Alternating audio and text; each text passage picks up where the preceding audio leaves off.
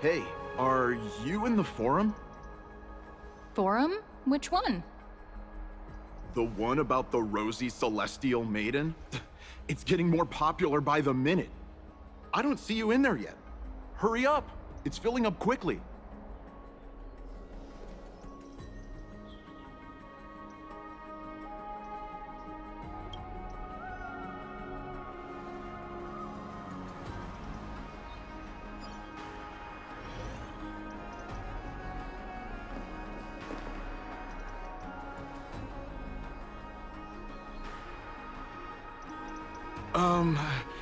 Your outfits, who exactly?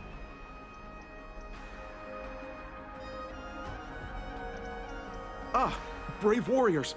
Pardon me. I didn't expect you to be interested in such social affairs, but sure thing. Please, take out your teleslate. I'll help you connect to Akuma's World Wound Web. Got it. Please take a look.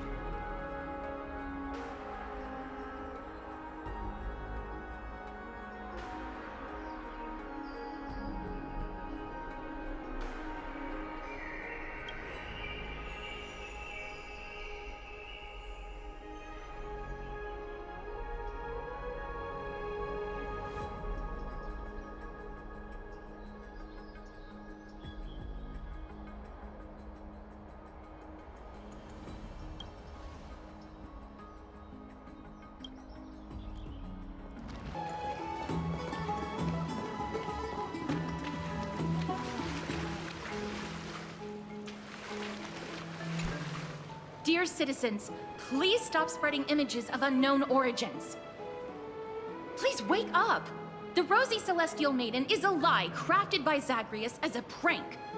We should follow the lead of Lady Aglaya and not subject ourselves to such mind-numbing fantasies. Damionis, that explorer who thinks very highly of himself. I've heard of him, but have never met him in person. Others have said he's completely crazy. Rosy Celestial Maiden, a world beyond the sky. What's that commotion?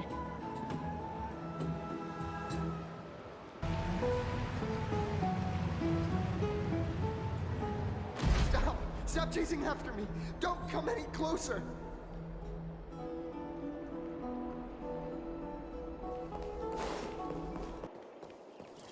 Citizen, calm down. Don't do anything foolish. This is the Garden of Life, the holy ground of the Bow of Rift.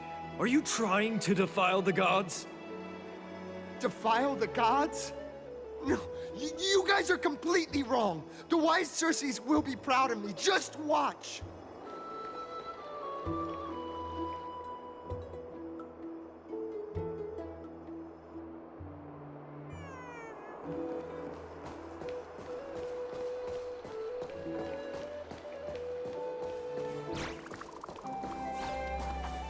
The wisdom of Circes should be shared equally by all. I, Explorer Damionis, shall put on these wings today and touch the sky, proving to everyone that a world beyond the sky exists. Wings? That's right. Right here, right now. That is a giant flying amphora! You're going to fall to your death! Ridicule me all you want. I shall prove myself and remove all doubts.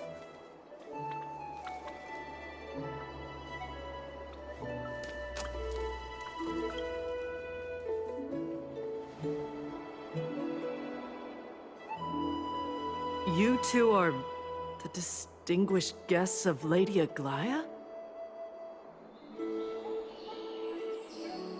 My dear friends, I know that you must have your own reasons to hide the truth. I shall not make things difficult for you. But thank you for showing me the image from beyond the sky. Now I shall embark on this earth-shaking undertaking. Damionis always follows through on his words. Save your words of persuasion. I've made up my mind.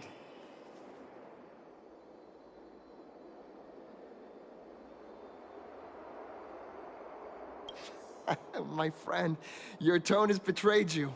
I understand that you're trying to persuade me to stay. A clever fool. That's how to describe people like him, right? I'm almost moved by his persistence. Save your words. Aquila, feel my wrath!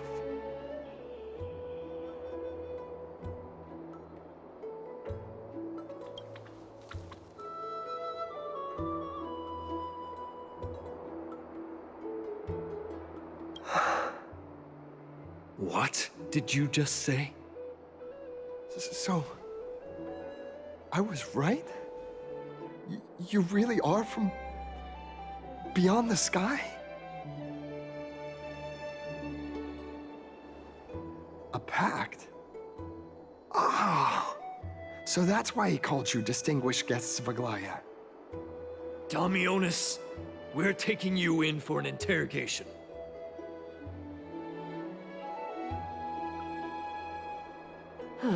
This is not going to go well. He learned something that he should never have learned. We can only hand him over to Lady Aglaya for judgment. Instead of worrying about his safety, perhaps you guys should worry about the impact of the rumors. Although no one believes what Damionis said about a world beyond the sky, the rosy celestial maiden has already spread everywhere. It's all right. I think there's only one thing you can do right now. Go to Varix Leo and share something even more interesting with him. That way, there's a chance that you can cover up the rumors. As for what happened earlier, you won't tell anyone else about it. So go now, brave heroes.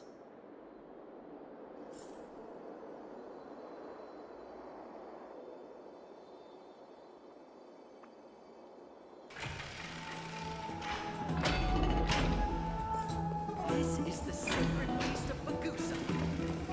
Be in awe of Julians. Let's go back for another soak.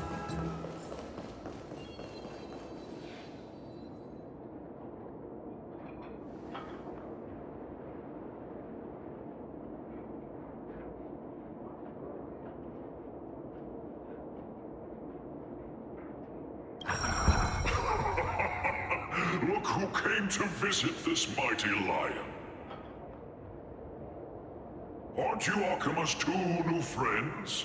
The brave warriors from a faraway place.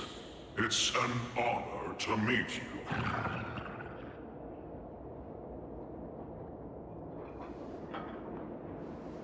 Didn't anyone tell you? I'm the far-seeing eye and all-hearing ear of Akima. I see and hear every single thing that happens in the streets and alleys of this place.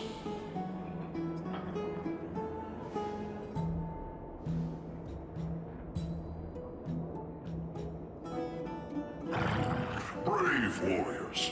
I'm afraid that I won't be able to help with that. Rumors? As long as the citizens like it, who cares about whether it's true or not? However, the way you two are trying to stop it from spreading further, could there be some other reason? How about sharing it with me?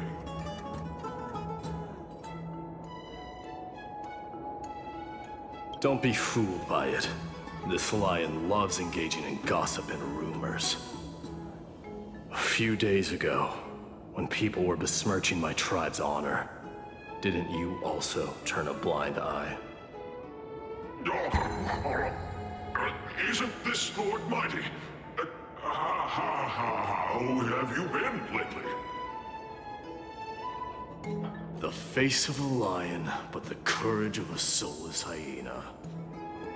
You and your brothers will do anything for the sake of entertainment, even encouraging despicable acts such as fabricating history. There's no limit to how low you would stoop.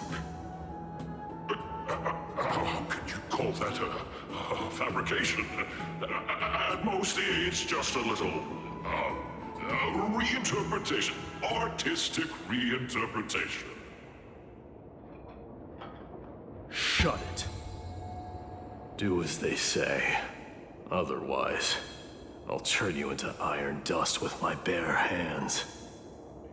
You got it. I'll fix that right now. I assure all of you that from now on, you'll no longer hear the words Rosy Celestial Maiden.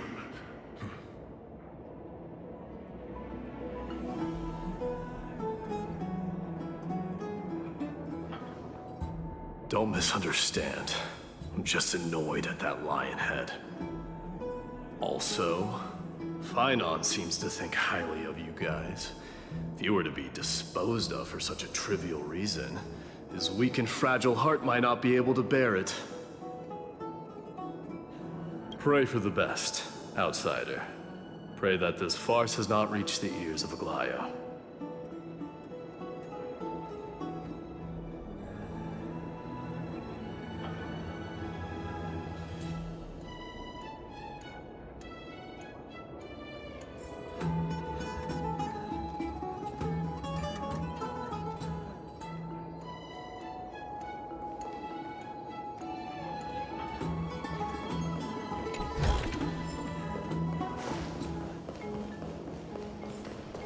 Hey! Over here! We've been waiting for quite some time. Where have you two been? We've been waiting here for quite some time. Even our wings are tired.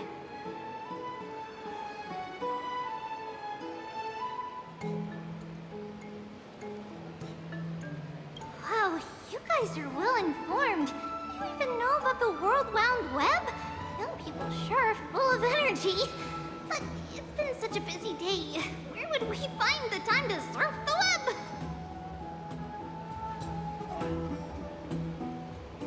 What a strange thing to say. Anyway, let's go. I hope Aggie is annoyed from waiting too long.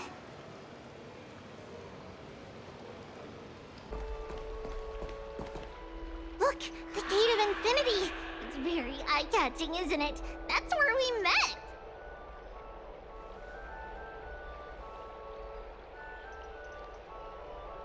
Oh well, the past cannot be recreated. All we can do is follow the prophecy and move forward.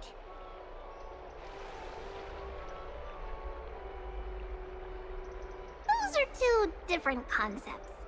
We can draw upon the power of the Veil of Evernight through prayer, and then salvage necessary items from the past for our own use. It isn't actually reversing time.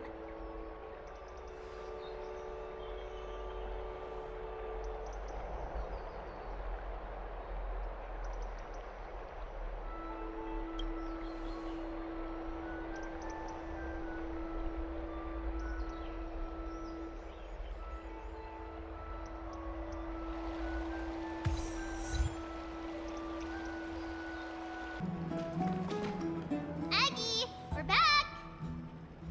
Thanks for your hard work. Is there any news from Trian? figured out where the deserters are headed to. With a little more time, we'll be able to track down the location of Castrum Kremnos. Oh, he's that candid with the two of you. Castrum Kremnos, both Nikador's territory and their current abode, is a moving city-state enveloped in fog.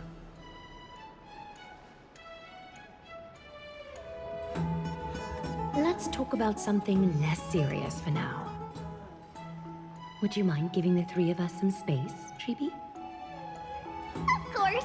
Hope you like this gift. As Treeby mentioned, the both of you spared no effort in protecting the Holy City. I would like to present you with a gift in recognition of that. If you are to stay in Akima, you'll need a place to rest. This gift will address your troubles.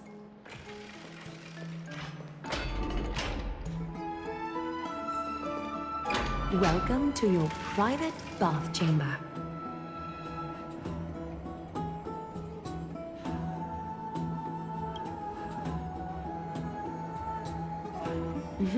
I'm glad that you're satisfied with the arrangements. Here, take some time and get to know your surroundings.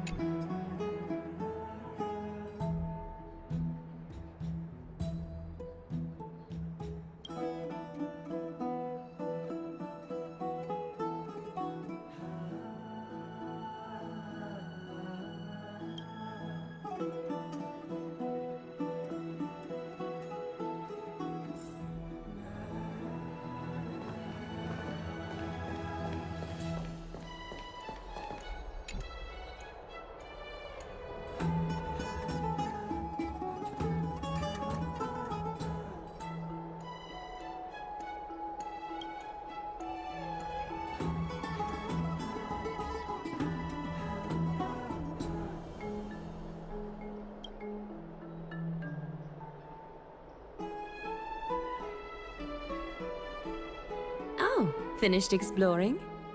I still have one last special gift for you. Come this way. I'll explain it to you.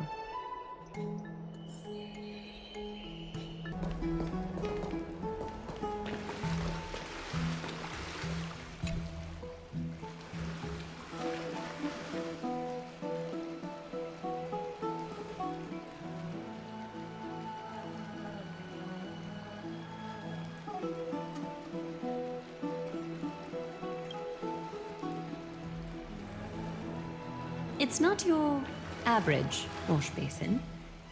This ceremonial vessel belonged to the Chrysos heirs and is now my gift to the both of you.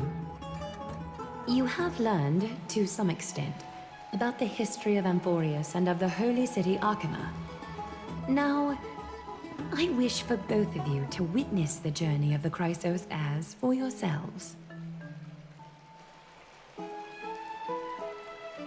In ancient times, Fegusa, the Chalice of Plenty, concealed the beginning of the world amidst billowing waves. When the ancient ocean priests discovered that place, they used spirit water to build a barrier in order to prevent the site from being disturbed by external forces. However, they also left behind a passageway. That passageway is none other than the ceremonial basin in front of you. Clear yourselves of all distracting thoughts, and wash your faces with the spirit water inside the basin.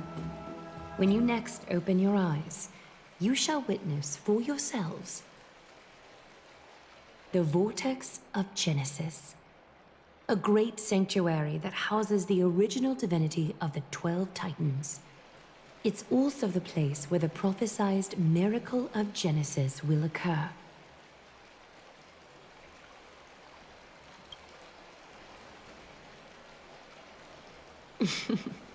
For your first time, I shall personally guide you into the depths. Close your eyes and hold your breath. Sever all other sounds, and let my whispers fill your ears. Take a handful of the pristine water. Lift your palms in front of your chest, and feel the water gently flow away through your fingers.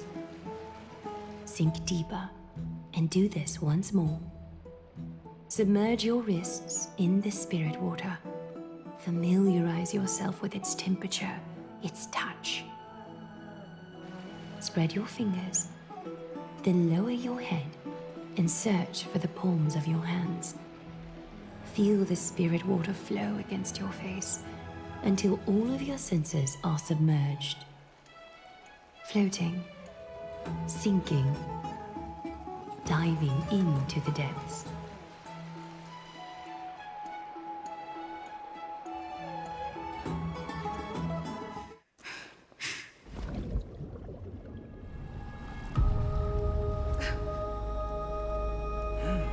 You now stand at the heart of this world.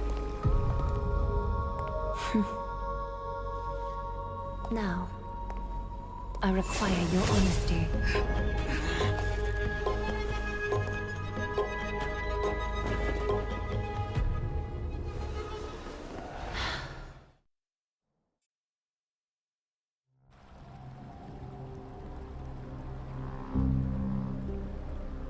This is no laughing matter. It's an interrogation.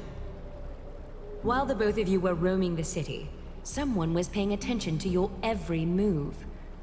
Unfortunately, you have broken your promises.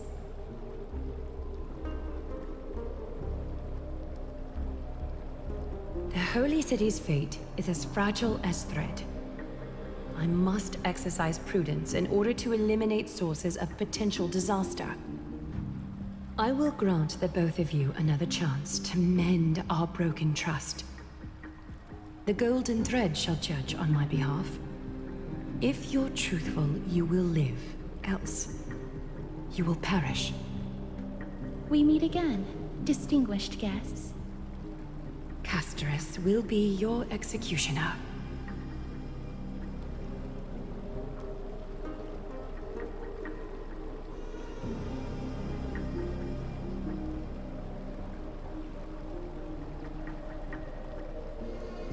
A reasonable request.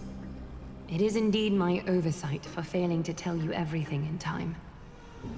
There have always been people in Amphoreus who looked beyond the skies. Indeed, there used to be a usurper nation that spared no expense in constructing skyships with the desire to break through the blue sky and reach the stars. However, Aquila's divine punishment fell the instant the fleet of skyships took flight. An entire city-state, along with all of its subjects, was reduced to ash in that moment. It's not that Amphoreus is unwilling to head toward the stars. Yet, anyone who even thinks about breaching the firmament would undoubtedly infuriate the gods, causing this land of the living to burn, and an entire nation of mortals to perish. The Eye of Twilight is only one example of this. This is forbidden territory which can never be ventured into.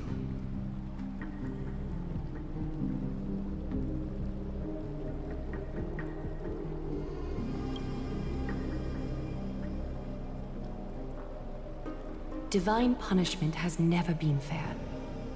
As Okima's guardian, I must do the same. This is a world dominated by Titans, and that order can only be toppled by the Chrysos heirs. Therefore, the only thing that I can do right now is to ensure that the both of you remain devoted. 3 steps, Castrus. Yes, Lady Aglaya. I shall ask you 4 questions. Dishonest answers will cause the golden thread to vibrate, while truthful responses will not affect the thread. The number of times that the thread trembles is the number of steps forward that the executioner will take. If she isn't standing behind you after all 4 questions have been asked and answered, the both of you will have passed this test. If she is, your journey will end here. You'll fall asleep amid the warm embrace of flowers and feel no pain. That I can guarantee.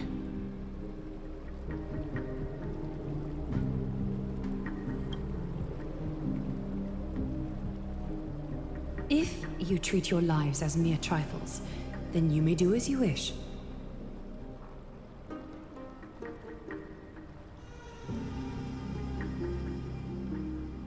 Well then, let us begin. Question 1. Outlanders, why have you come to Amphoreus?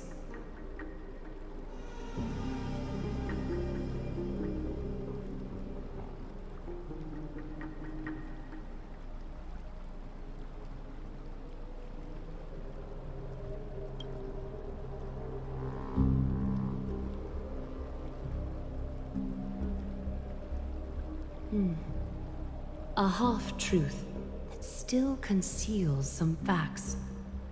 Yet, the rules leave no room for compromise. A step will be recorded. Question 2. Outlanders, why did you lend your aid to Akima?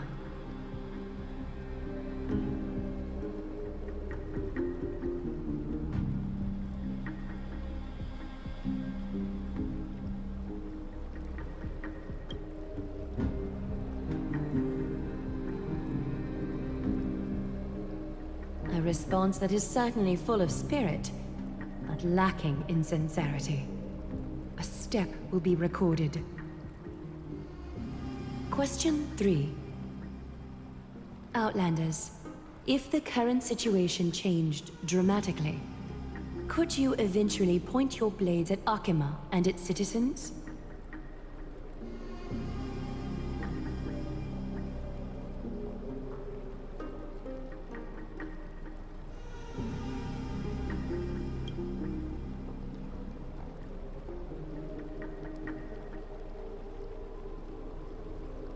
Trying to hasten your demise by being glib with your response? That can certainly satisfy your desire. A step will be recorded. Final question. Outlander. An unknown but surging power exists within your body. Are you willing to use it to aid the Chrysos heirs in slaying the gods?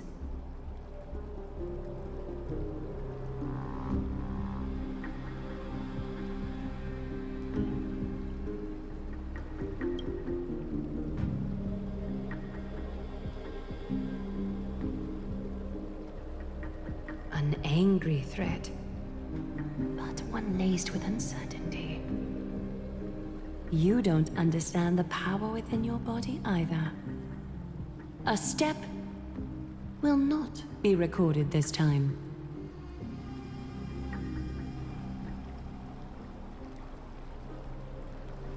All 4 questions have been asked and answered. The golden thread has exposed your hesitations. Regrettably, the both of you have failed the test. While you may be a ray of hope that fell into Amphoreus, you may also be a threat to Amphoreus. You leave me no choice but to shut the doors of your fates.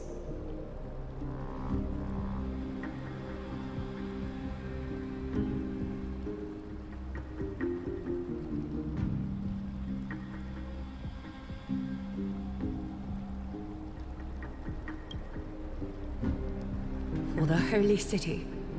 I am willing to bear all the traits that others despise, and use every heartless, yet effective trick in the book. Castris, please, give our guests a merciful farewell. Don't be nervous.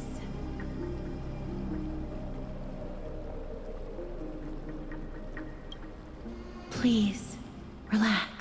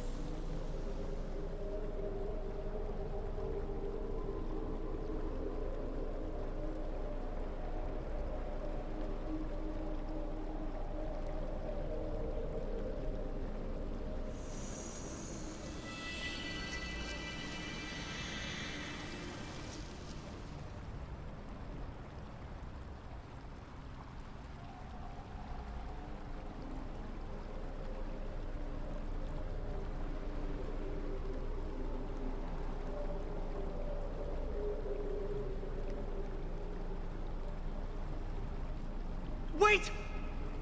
This story can't end just like that. Finan.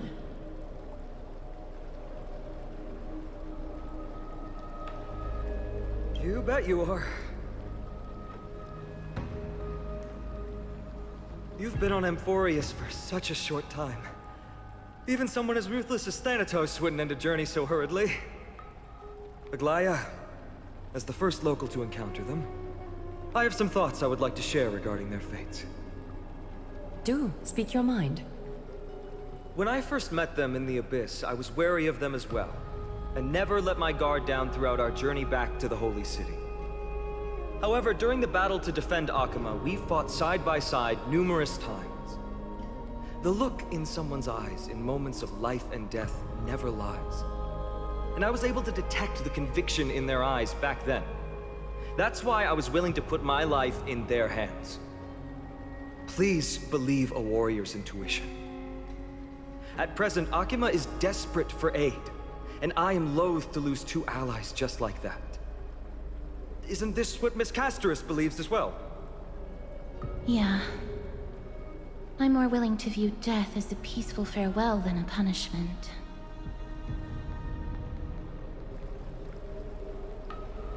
I see. So two Crisis heirs are willing to vouch for you. It seems my actions were too high-handed.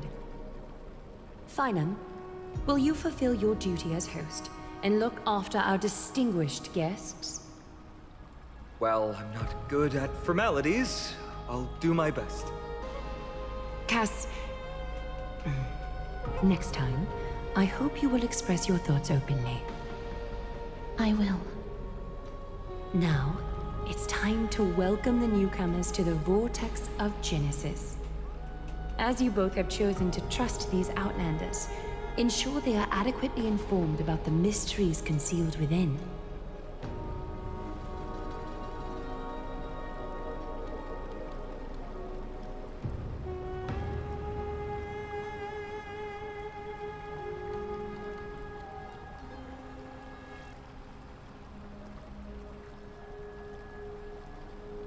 Regardless of your choice, the Chrysos heirs will continue to follow the path in the prophecy. Finan's words have convinced me to make an exception for you. Whether you stay or go after this is for you to decide. Sorry, should have gotten here earlier. Please, hear me out before you make up your mind.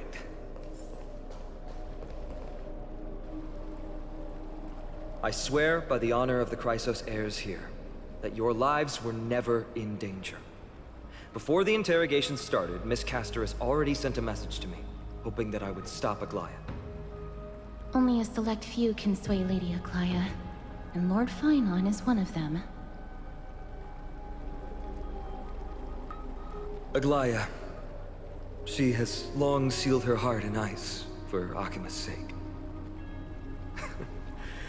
Maybe this is the price of being a demigod. Standing among mortals, yet still so far from them. One more thing to explain. Let's not worry about that for now. You'll soon find out that Amphoreus' deepest secrets are all hidden here. Well, first, kindly look upward.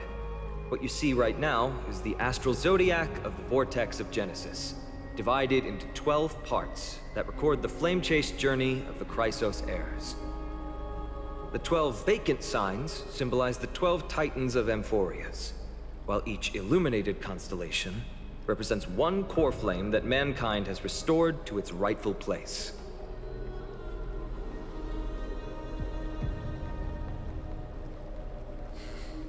The generations before us paid a heavy price for that. The journey of the Chrysos heirs once faced immense hurdles and made no progress for a very long time. It was Aglaya and Tribi who rallied the Chrysos heirs from all over the world once again, leading us to re-embark on this prophesized journey. And they are the only 2 demigods in the Holy City.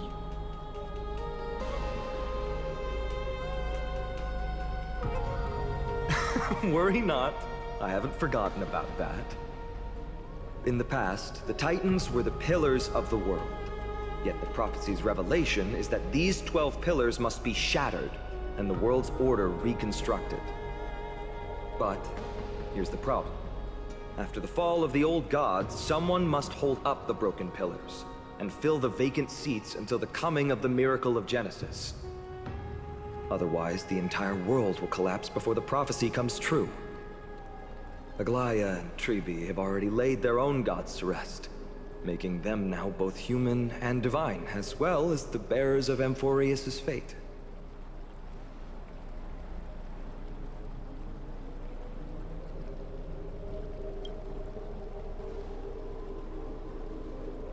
Bringing down the Titans, retrieving the core flames, and filling the vacant seats. This is the mission of the Chrysos heirs, and I'm following in the footsteps of those 2. Mission? When it comes to the 12 Titans, no words can describe them more vividly than the whispers within the constellations. Why not step forward and listen to them for yourselves?